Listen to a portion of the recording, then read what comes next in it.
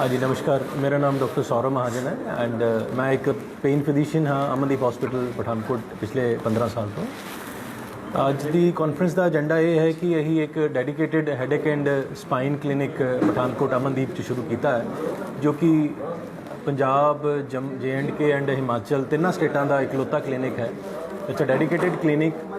ਇਹ ਜਿੰਨੇ ਵੀ spine related problems ਨੇ, ਜਿੰਨੇ ਵੀ ਹੈਡੇਕ ਰਿਲੇਟਡ ਪ੍ਰੋਬਲਮਸ ਨੇ, ਉਹਨਾਂ ਨੂੰ ਸਰਵ ਕਰੇਗਾ।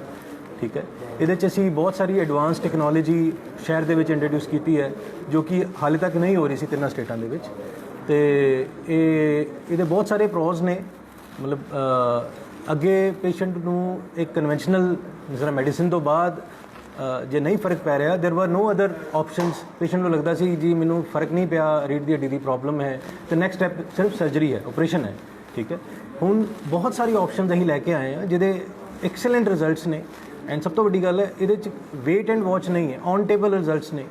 ਪੇਸ਼ੈਂਟ ਨੂੰ ਜਿਹੜੇ ਪ੍ਰੋਸੀਜਰਸ ਨੇ ਅਸੀਂ ਡੇ ਕੇਅਰ ਪ੍ਰੋਸੀਜਰ ਕਰਨੇ ਆ ਐਂਡ ਕਰਨ ਦੇ ਨਾਲ ਹੀ ਮਰੀਜ਼ ਔਨ ਟੇਬਲ ਹੀ ਦੱਸਦਾ ਹੈ ਕਿ ਹਾਂ ਮੇਰੀ ਪੇਨ ਘਟ ਗਈ ਹੈ ਐਂਡ ਹੀ ਸਟਾਰਟਸ ਵਾਕਿੰਗ।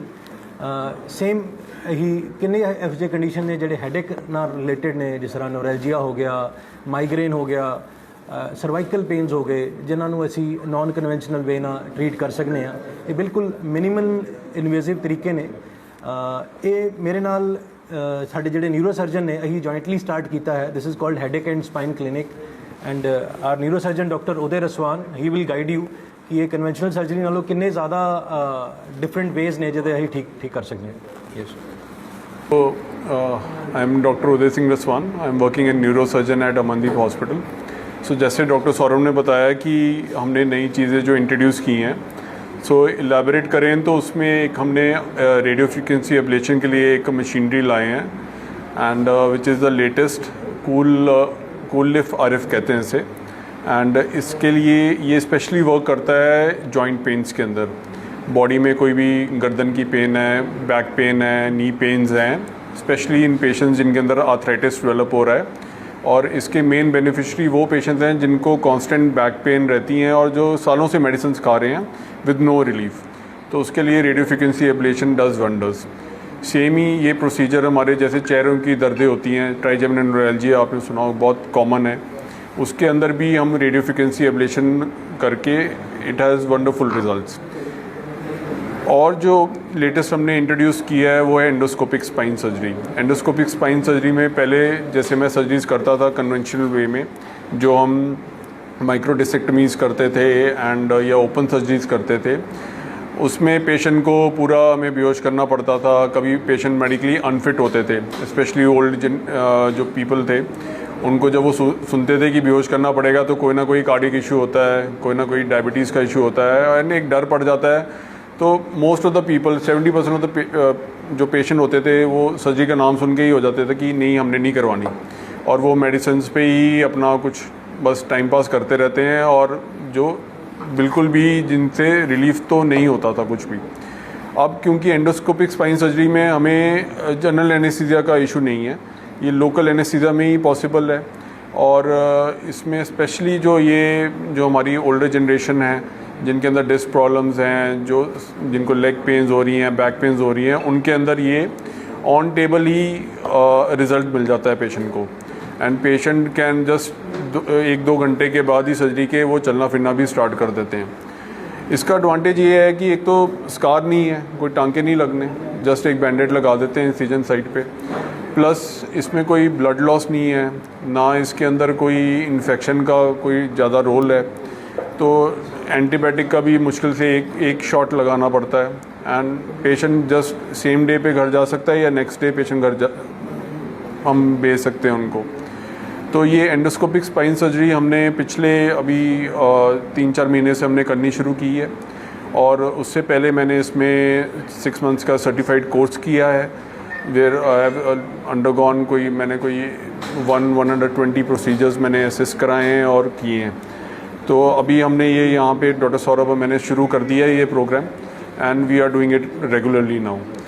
तो टेक्निक आपने लॉन्च की है, आप बता रहे हैं कि पंजाब, हिमाचल एंड JNK में ये वन ऑफ दी आपके पास है, तो पहले जैसे लोगों को बाहर जाना पड़ता तो कोस्ट की बात करें तो कोस्ट का क्या असर पड़ेगा लोगों के ऊपर? सो अगर मैं RF एब्लेशन की बात करूं तो जो ये कुल्लिफ RF जो सबसे लेटेस्ट मशीन जो हमने लगाई है अभी यहाँ पे, ये इंडिया में अभी 70 मशीन्स लगी हैं और नॉर्थ इंडिया में आफ्टर दिल्ली ये सेकंड मशीन हमारे यहाँ पे नॉर्थ इंडिया में यहाँ पर आई है।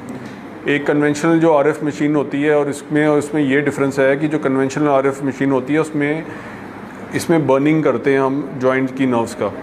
तो जो कन्वेंशनल RF की मशीन है उसमें जो बर्निंग होती थी ना, जब बर्न करते थे तो स्किन बर्न हो जाती थी पेशेंट्स की, या पेशेंट को स्किन बर्न के निशान रह जाते थे या सेंसेशन रह जाती थी लाइफ टाइम के लिए। तो इसके अंदर वो इस टेक्नोलॉजी में स्किन बर्न वाला इशू बिल्कुल ही ख़त्म हो गया है, प्लस लोअर टेम्परेचर पे आपको इसके रिज़ल्ट अच्छे मिलते हैं। एक तो ये चीज़ है। तो इसकी जो कॉस्ट इफ़ेक्टिवनेस है, जो दिल्ली में जो प्राइस है और जो हमारे यहाँ पे प्राइस है, या तो वो ऑलमोस्ट 1/5 है। और जो जलंधर अमृतसर में भी जब ये कुछ लोग कर रहे हैं, ये वो मशीन बुलाते हैं दिल्ली पे रेंटल बेसिस पे एंड करते हैं, तो कॉस्ट उससे ऑलमोस्ट 1/5 प्राइस पे हम यहाँ पे कर रहे हैं।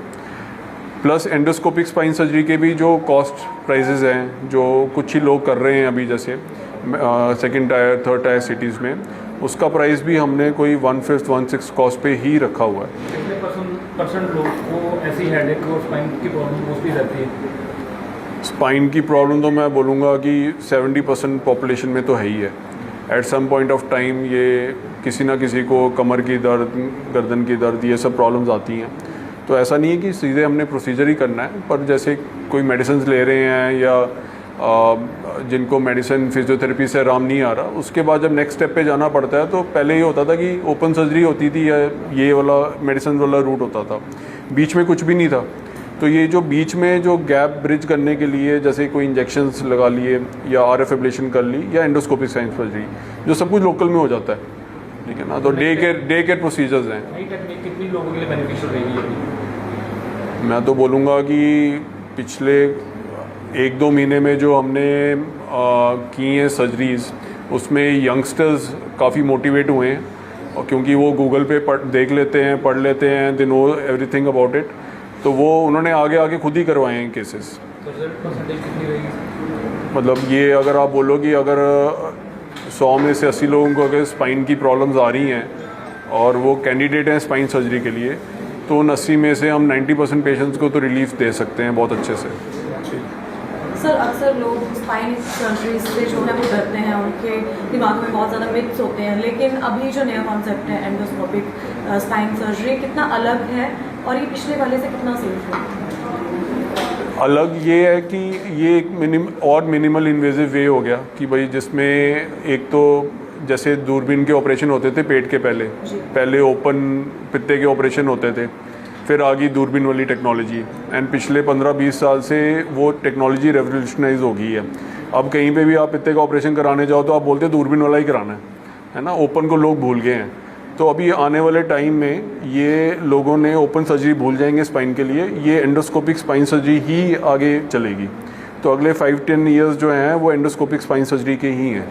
ਮੈਨੂੰ ਅੱਜ ਇਹ ਦੱਸਦੇ ਹੋਏ ਬੜੀ ਖੁਸ਼ੀ ਹੋ ਰਹੀ ਹੈ ਕਿ Amandeep hospital Pathankot in partnership with Ujala Cygnus ਆਪਾਂ ਇੱਕ ਨਵਾਂ ਕਲੀਨਿਕ ਸ਼ੁਰੂ ਕੀਤਾ ਹੈ ਜਿਹਦਾ ਨਾਮ ਰੱਖਿਆ ਹੈਡੇਕ ਐਂਡ ਸਪਾਈਨ ਕਲੀਨਿਕ।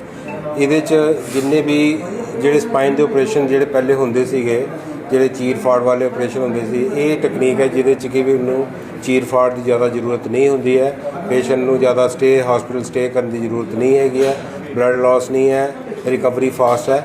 तो मैनू ये दसते हुए बड़ी खुशी है कि doctor Uday Raswan and doctor Saurabh Mahajan ji ने दोनों ने मिल के ये वाला यूनिट इनकी सुपरविजन से चल रहा है, और मैं आशा करता कि ये वाला यूनिट अच्छा चलेगा।